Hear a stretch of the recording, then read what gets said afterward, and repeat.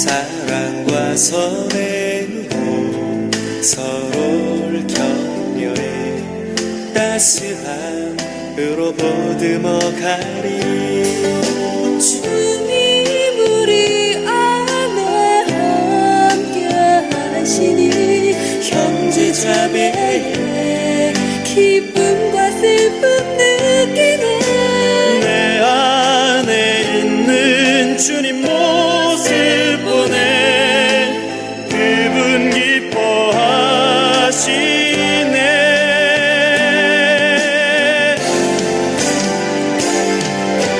주님을 통해 계획하신 일 부족한 입술로 찬양하게 하시니 주님을 통해 계획하신 일 너를 통해 하실 일 기대해.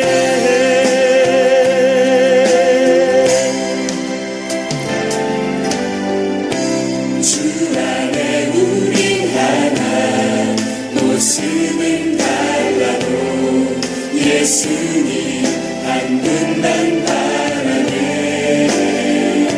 사랑과 선행으로 서로를 격려해 따스함으로 보듬어 가리. 주님 우리 안에 함께 하시니 형제 자매의 기쁨과 슬픔 느끼네. 내 안에 있는 주님 모습 보내 그분 기뻐하시네. 그분 기뻐하시네. 주님을 통해 계획하신 일 부족한 입술로 찬양하게 하신 일 주님을 통해 계획하신 일 너를 통해 하실 기대해. 주님을 통해 계획하신 일 부족한 입술로 찬양하게 하신 일 주님을 통해 계획하신 일 너를 통해 하실 기대. 주님을 통해 계획하신 일 부족한 입술로 찬양하게 하신 일 주님을 통해 계획하신 일 너를 통해 하실 기대. 너를 통해 하실 기대. 우리 통해 하실 기대.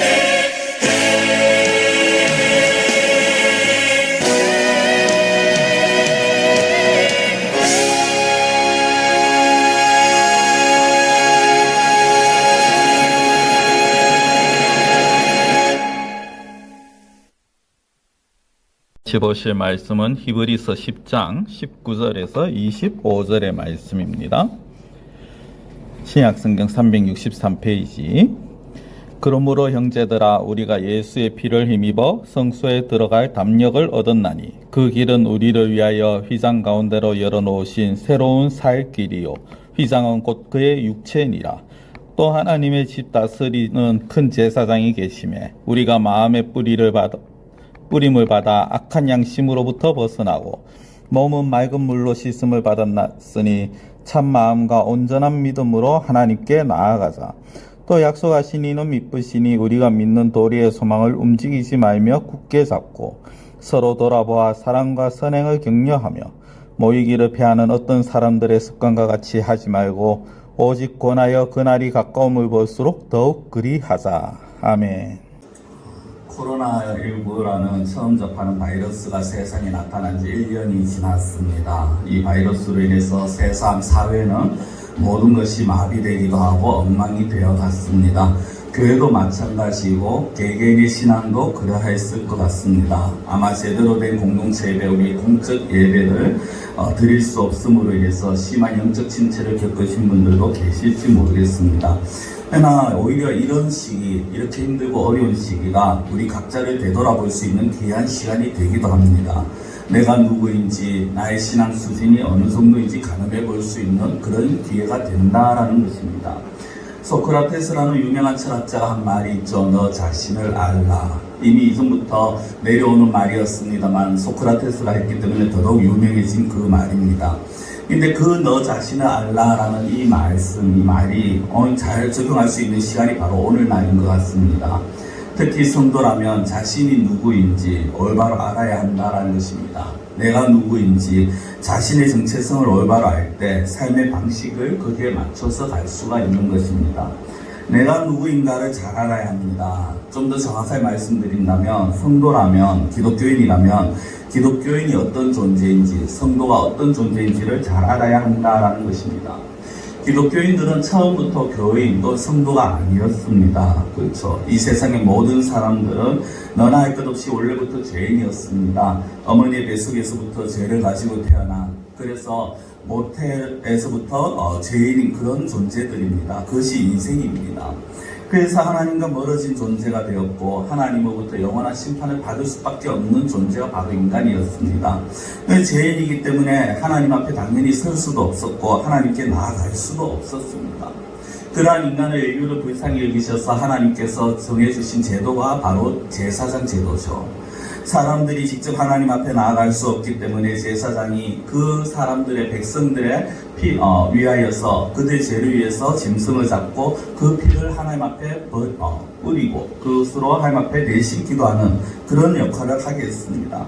특히 이스라엘은 하나님께서 대속죄일이라는 그러한 절기를 주셨습니다. 1년에 단 한 번 대제사장이 성막 안에 들어가서 지성소에 들어가는 그런 날입니다. 1년에 단 한 번에 그날 모든 이스라엘 백성들의 죄를 위해서 짐승을 잡고 그리고 그 짐승의 피를 가지고 그들의 죄를 용서해달라고 지성소에 들어갑니다. 그 지성소는 대제사장만이 들어갈 수 있는 곳이었습니다. 일반 제사장이라고 아무나 들어갈 수 있는 것이 아니었고요. 대제사장이 들어가서 하나님 앞에 기도할 때 하나님께서 그 기도를 받으시고 이스라엘 백성들의 죄를 용서해 주시면 그 대제사장이 살아서 나오시는 거고 대제사장이 거룩하지 못한 모습으로 들어가면 그 대제사장은 지성소에서 죽임을 당하기도 했습니다. 이 지성소에 단 사람이 들어가면 무조건 죽는 것이었습니다. 근데 이제는 모든 것이 자유로웠죠. 이렇게 지성소 앞에 하나님 앞에 대제사장만 나간다라는 그런 것이 없어졌습니다.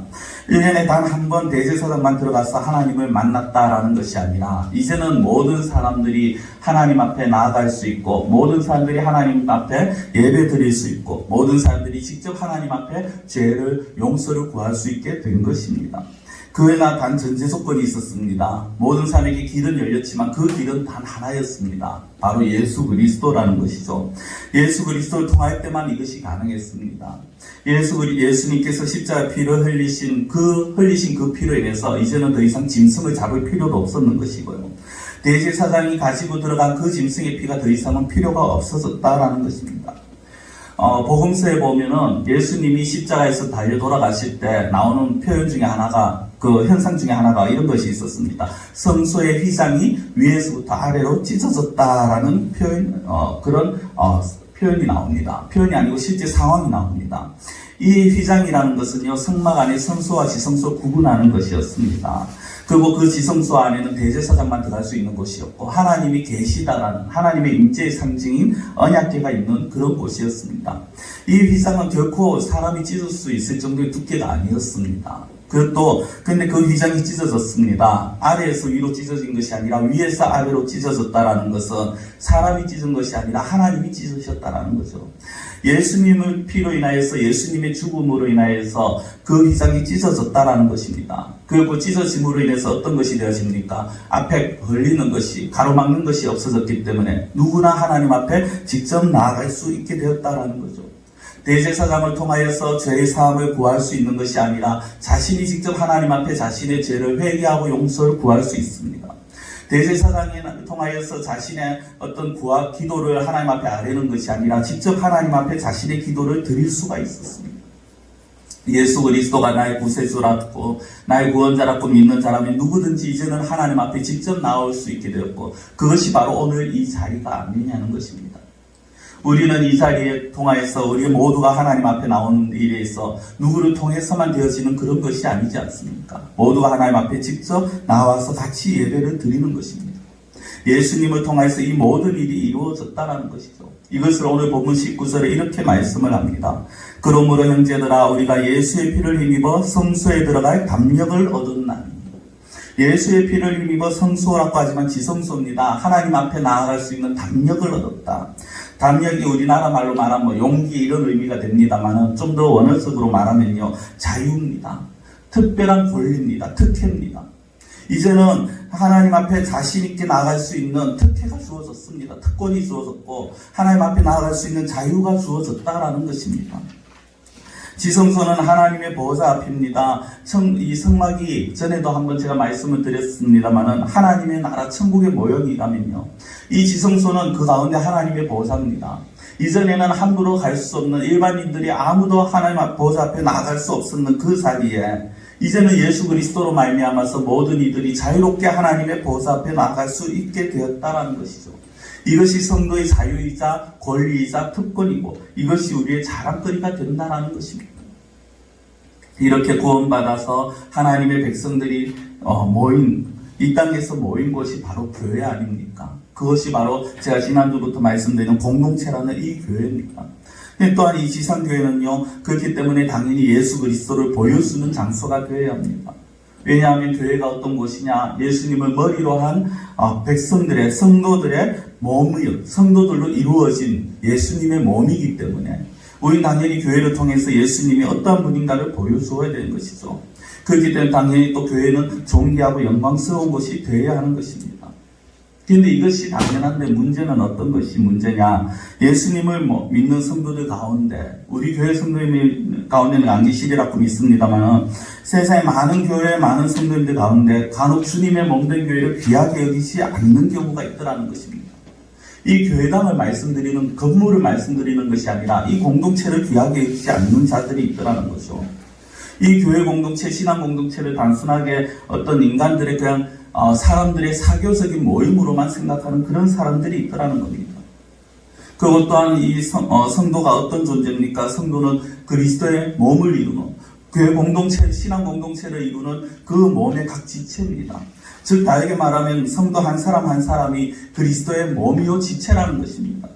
그런데 그것을 제대로 알지 못해서 세상에서 구별되게 살아가지 못하고 오히려 주님의 몸을 더럽히고 아프게 할 때가 있더라는 것입니다. 성도들의 말과 행동으로 인해서 교회가 욕을 얻어먹는 경우가 발생하기도 하더라는 거죠. 주변을 한번 보십시오. 코로나로 인해서 교회가 오히려 욕을 얻어먹고 있습니다. 세상에서 빛과 소금이 되어야 할 교회가 같이 썩어져 가고 있습니다. 세상이 교회를 본받는 것이 아니라 교회가 세상을 따라가고 있습니다. 칭송을 받아야 될 교회인데도 불구하고 오히려 비난과 비판의 대상이 되고 있습니다. 인터넷상에 들어가면 교회와 기독교를 욕하는데 입에 담지 못할 말들로 욕을 합니다. 그럼 이런 시대에 교회가 정말 어떻게 보면 욕을 얻어먹고 정말 힘들어가는 이런 시대에 신앙 공동체인 이 교회 구성원이라고 할 수 있는 성도들은 지금 어떤 삶을 살아야 하느냐 하는 것이죠. 그것이 바로 오늘 본문의 말씀입니다. 오늘 본문에는요, 그리스도의 믿음이라고 말할 수 있는 믿음과 소망과 사랑이 나옵니다. 고린도전서 13장에 보면 믿음, 소망, 사랑 이 세 가지는 항상 있는 것이라고 말합니다.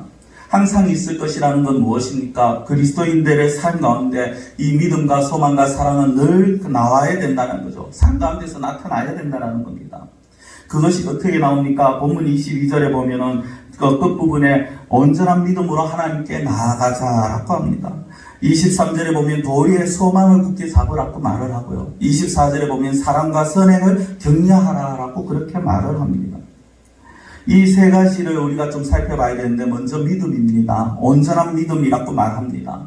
온전하다라는 것이 무엇입니까? 확실하다라는 것이죠. 완전하다라는 겁니다. 확실하고 확고하다라는 겁니다. 우리의 믿음이 완전하고 확실하고 확고한 믿음이 되어야 된다라는 것입니다.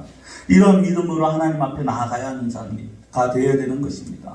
우리가 하나님 앞에 나오면서 정말 어떻게 보면 흔들리는 믿음, 상황에 따라 움직여지는 믿음, 변하는 믿음이 아니라 정말 내가 믿는 그 하나님을 향한 확실한 믿음, 완벽한 믿음, 완전한 믿음, 흔들림이 없는, 변함없는 그 믿음으로 하나님 앞에 나아가는 자가 되어야 하는 것입니다. 그 다음에 소망입니다. 도리의 소망을 굳게 잡으라고 합니다. 소망이 무엇입니까? 미래에 대한 기대입니다. 소망을 잡으라는 것은 기대와 희망을 버리지 말라라는 것입니다. 어떤 기대입니까? 어떤 희망입니까? 하나님께서 성도들 각자에게 주실 그 미래, 하나님께서 계획해 놓으신 그 일에 대한 그 소망을 버리지 말라라는 것입니다. 하나님께서 각자에게 그리고 교회에게 이 공동체에 주신 하나님의 계획하심이 있습니다. 그 소망을 바라보고 그 소망을 굳게 잡으라는 것입니다. 소망 없이는 미래를 기대할 수가 없습니다. 왜 이런 말을 하느냐? 당시의 신앙 공동체라고 할 수 있는 교회는요, 박해가 엄청났습니다. 뒤에 다시 좀 상세히 말씀을 드리겠습니다만은 그 박해 때문에, 눈앞의 현실 때문에 뿔뿔이 흩어질 수밖에 없는 그런 상황이었습니다. 이럴 때 낙심하지 마라. 이럴 때 소망을 잡아라. 하나님께서 주실 그 소망을 굳게 잡으라는 것입니다. 그리고 이럴수록 격려가 필요하죠. 어떤 격려입니까? 사랑과 선행으로 격려하는 일이 필요하다라는 것입니다. 이런 것들이 공동체 내에서 필요한 것입니다. 공동체 내에서 믿음, 소망, 사랑이 어떤 단순한 개인의 어떤 믿음, 소망, 사랑이 아니라 이 공동체를 공동체 되게 하는, 교회를 교회 되게 하고 참된 신앙 공동체로 만들어가는 데 필요하더라는 것입니다. 우리가 보고 있는 이 히브리서, 오늘 읽는 히브리서는요, 다른 서신서들보다 특히 박해받고 있는 성도들에게 믿음을 부여잡으라고 쓴 그런 편지입니다. 히브리서의 시대적 배경은요, 극심한 박해 상황입니다. 어느 정도인가, 히브리서 11장에 보면 그 박해가 어느 정도인가 나오는데요. 이렇습니다. 고문은 기본이고요. 조롱, 채찍질, 결박, 옥에 갇히는 시련, 돌로 치는 것, 톡으로 켜는 것, 시험과 칼로 죽임을 당합니다. 이런 것들 때문에 어떻게 보면 어떤 이들은 또 피난을 가고 피신을 하는데 그 가운데 정착할 곳이 없다 보니까 양과 염소의 가죽옷을 입고 산과 동굴과 토굴에 유리합니다. 떠돌아다닙니다. 숨어 지냅니다. 궁핍한 것은 당연한 것이고요. 환난과 학대가 늘 따라오는 그런 시대였습니다. 이 정도의 박해가 일어나니까 성도들이 하나둘 모이기를 꺼려하기 시작합니다. 자기들의 목숨을 지키기 위해서 교회 공적인 모임을 성도들 간의 어떤 교제를 포기하기 시작합니다. 그래서 25절 보면 모이기를 피하는 어떤 사람들의 습관같이 하지 말라라고 그렇게 말씀이 나오는 이유가 그것입니다. 하나같이 이럴 때일수록 우리가 일단 살고 보자라고 피하기 시작하더라는 거죠. 예배와 교제를 위해서 모이기를 더더욱 힘써야 되는데도 불구하고 어렵고 힘들수록 더 공동체에 모이기에 힘쓸 때 믿음, 소망, 사랑의 은혜를 누릴 수 있음에도 불구하고 이 당시에 그런 사람들이 전부 다 어떻게 하면 모이지 않을까, 어떻게 하면 흩어질까를 고민하고 생각하더라는 것입니다. 오늘날은 수많은 사람들이 자기 중심으로 살아가는 이기주의 시대라고 말을 합니다. 만남이나 관계가 지극히 계산적이고요, 형식적입니다. 자신에게 이익이 되는 그런 이익이 되는지 아니면 손해가 되는지를 계산하면서 사람을 만난다고 말을 합니다. 관계도 그렇습니다. 그러다 보니 너무 형식적이죠. 그러나 예수님 부활하신 후에 초대교회 성도들의 삶은 그렇지 않았습니다. 그들은 다른 성도들을 그냥 남으로 보지 않았습니다. 타인으로 보지 않았다는 겁니다. 예수님 안에서 새로운 피조물이고 예수님을 머리로 같이 한 몸을 이루어가는 한 지체라는 사실을 그들은 늘 기억했습니다. 그리고 서로를 살피기 시작했습니다. 그래서 히브리 기자 오늘 본문 24절에서 이렇게 말씀합니다. 서로 돌아보아 사랑과 선행을 격려하며 서로 돌아보았다라는 겁니다. 서로 살폈습니다. 형식적으로 그냥 둘러보는 거 말하는 것은 아닙니다. 여기에서 서로 돌아본다는 것은요, 깊은 관심을 가지고 자세하고도 세심하게 살펴보았다라는 겁니다. 우리가 난삼을 볼 때 그런 부분 느끼지 않습니까? 그냥 스쳐 지나가면서 볼 땐 잘 몰랐는데요. 어느 순간부터 그 사람에게 관심을 가지기 시작하고, 그래서 그 사람을 자세히 살펴보면 어떤 경우에는 얼굴이 어두워질 때를 볼 때가 있습니다. 잘 몰랐는데 관심을 가지고 보니까 깊은 문제를 가지고 있다는 것을 알 때도 있었습니다. 이런 자들을 사랑과 선행으로 격려하는 자가 되어야 한다는 겁니다. 말로만이 아닙니다. 행동으로 사랑을 보여줘야 하는 것이죠. 사도 요한의 말처럼 말과 혀로 사랑하는 자가 되지 말고 행함과 진실함으로 사랑하는 자가 되어야 하는 것이 바로 성도의 모습입니다. 이처럼 서로를 돌아보고 격려하는 것이 다른 사람을 위하는 일 같아 보이지만 그러나 실제 그 모습이 바로 자신을 위하는 일이라는 겁니다. 왜 그렇습니까? 우리나 타인이나 저나 여러분이나 모든 이들이 모두 연약한 자들이라는 겁니다. 우리는 누구든지 언제라도 넘어질 가능성이 있는 그런 연약한 존재입니다.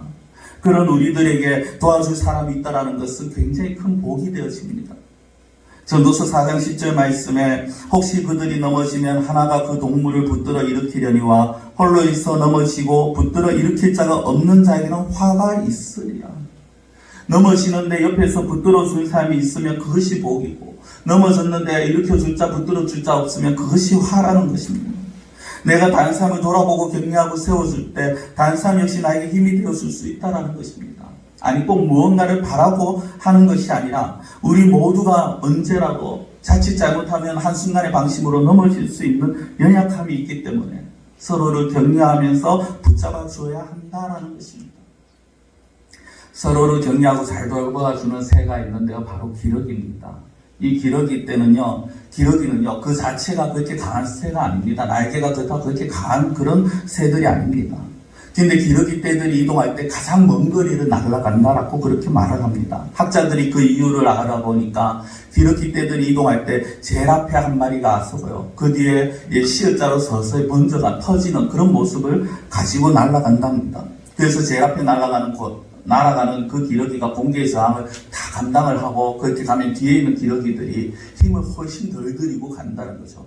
그렇게 가면 한 70% 이상의 힘을 거리를 더 갈 수 있다라고 합니다. 그러다 제일 앞에 가는 기러기가 힘들면요, 뒤에 가는 기러기 교체를 합니다.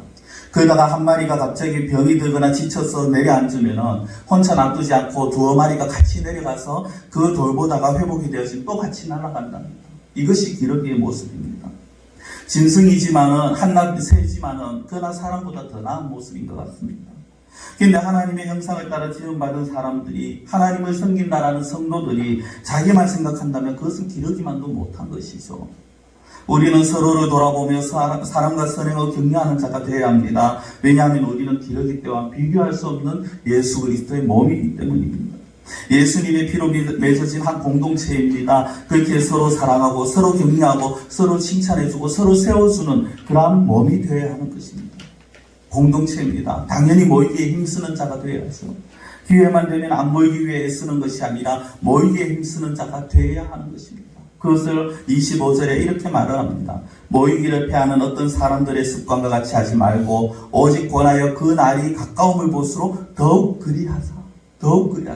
그 날은 언제입니까? 예수님이 다시 오실 날입니다. 지금 이 시간입니다. 언제 오실지 모르지만 하루하루가 다가오고 있습니다. 그럴 때 무엇을 더욱 그리해야 됩니까? 서로 모이기를 더욱 힘써야 된다는 것입니다. 앞서 말씀드린 것처럼 엄청난 박해를 받는 이스라엘 백성들이었습니다. 앞에 말씀드린 그런 것도 있지만요, 같은 민족이지만 예수님을 부인하는 유대인들로부터도 박해를 받았습니다. 유대인들로부터 박해를 받고 로마로부터 박해를 받고 이중으로 박해를 받았습니다. 그 박해가 얼마나 심했는지 박해를 이유로 교회를 떠나는 사람들이 있었습니다. 너무나도 두렵고 무서워서 교회 나오지 못하고 예배도 포기하고 신앙생활 포기하는 성도들이 점점 늘어가는 시대였습니다. 이런 상황에서 이 히브리서 기자가 무엇이라고 말합니까? 모이기를 패하거나 예배를 포기하자라고 권면하는 것이 아니라 이럴수록 더욱 그리하라고, 더욱 예배에 힘쓰자고 말을 하는 것입니다. 왜 그렇습니까? 예배는 성도에게 있어서 생명과도 같기 때문입니다. 예배를 통해서 하나님과의 교제를 이루고 영적으로 회복을 경험하게 되는 것입니다. 다만 잘 구분하셔야 되는 것이 있습니다. 일전에도 한번 말씀을 드렸습니다만, 모여서 예배를 드리지 말라고 우리에게 칼을 겨눈다면 우리는 그 칼에 맞서서 예배를 드려야 합니다. 그러나 우리의 모임이 오히려 칼이 되어서 이웃을 겨눈다면 우리는 그 모임을 자제해야 하는 것입니다. 모이기에 힘써야 하는 것이 공동체의 사명입니다. 모이기에 힘쓰고 같이 모여서 예배드리기에 힘써야 하는 것이 교회 구성원들의 해야 할 일입니다. 그럼에도 불구하고 초대교회는 물론이거니와 마지막 때 그날이 가까우면 가까워질수록 나타나는 현상이 있었는데 그것이 무엇이냐? 바로 모이기를 패하는 사람들이 많이 나타난다는 것입니다. 자꾸 등장한다는 것입니다. 그런 사람들의 말은 거의 유사합니다. 바쁘고 분주해서 정신없는데 왜 자꾸 뭘 자꾸 하느냐는 것이죠.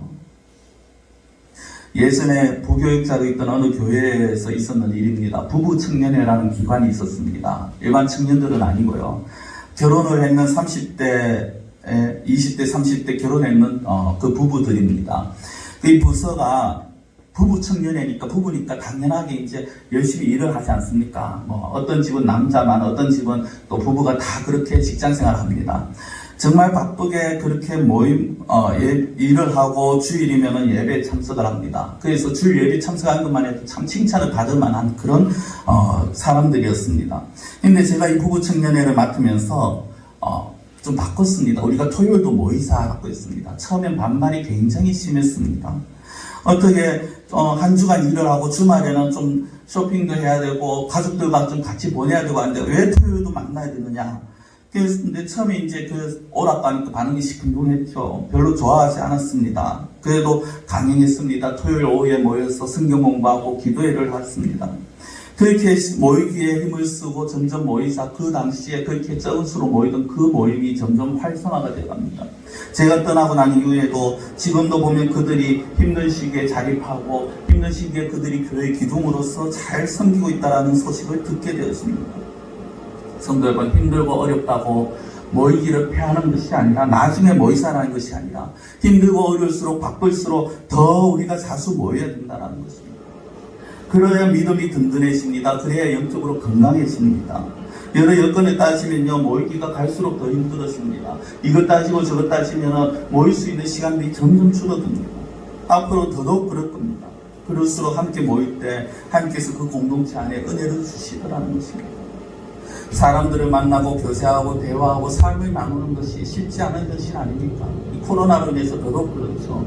당연한 것들이었는데 이제는 이 코로나로 인해 마음대로 할 수 없습니다. 저는 얼마나 불편하고 아쉬운지 모릅니다. 그러나 덕분에 우리가 하나 또 깨달을 수 있는 것이 무엇입니까? 예배가 얼마나 귀한지, 공동체가 얼마나 소중하고 중요한지, 서로를 격려해주고 지탱해주는 것이 얼마나 소중하고 필요한 일인지를 다시 한번 깨닫는 귀한 기회가 되어가고 있습니다. 우리는 특히 예배에 참여하기를 더욱더 힘써야 합니다. 우리가 언제 또 다시, 언제가 될지 모르겠습니다만 언젠가 되겠죠. 그러나 그때가 언제인지 모르겠습니다. 같이 식사하고 교제하고 할 수 있는 날이 언제가 될지 모르겠습니다만 그러나 기존 우리가 지금 드리고 있는 이 예배라고 적극적으로 우리가 참여하기 힘써야 된다는 것입니다. 아마 지난 1년 동안 영적으로 힘든 시간들을 경험하신 분들이 계실 것입니다. 설문조사에 의하면은 이 지난 1년 동안 한국교회가 그리고 교회 성도들의 신앙이 많이 약해진 그런 시기였다라고 말합니다. 이럴수록 우리가 더더욱 믿음을 견고히 하고 흔들리지 않는 소망으로 사랑하면서 나아가야 한다는 것이죠. 말씀을 뵙겠습니다. 이번 코로나 바이러스 어떻게 보면 우리에게 교회, 기독교회 무조건 나쁜 것만은 아닌 것 같다라는 생각이 듭니다.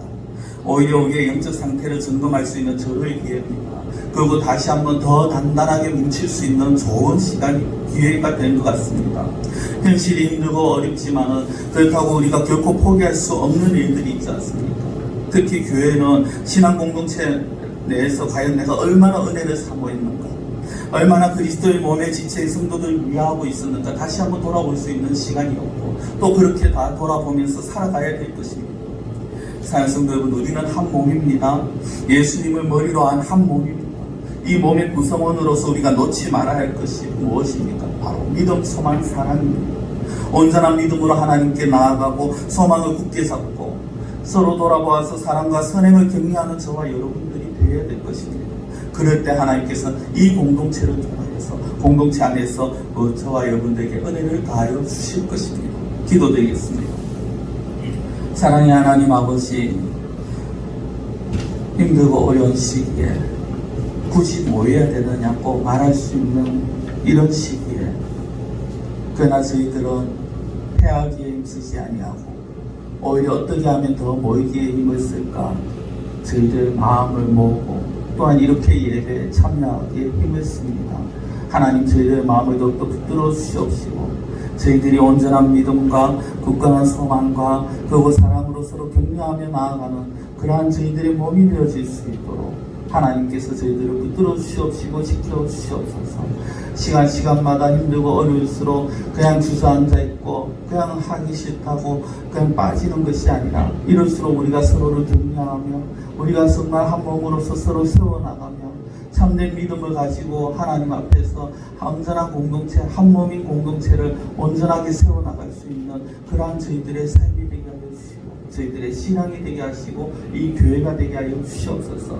참된 교회의 모습을 저희들이 이루어갈 수 있도록 하나님 저희들을 붙들어 주시옵시고 그 날이 가까울수록 저희들은 더욱더 하나님의 말씀 안에서 그리스도의 몸을 세워나가게 힘쓰고 애쓰는 그러한 저희들의 모습이 되어질 수 있도록 주님 주장하여 주시옵소서. 간절히 원하고 예수님의 이름으로 기도드리옵나이다. 아멘.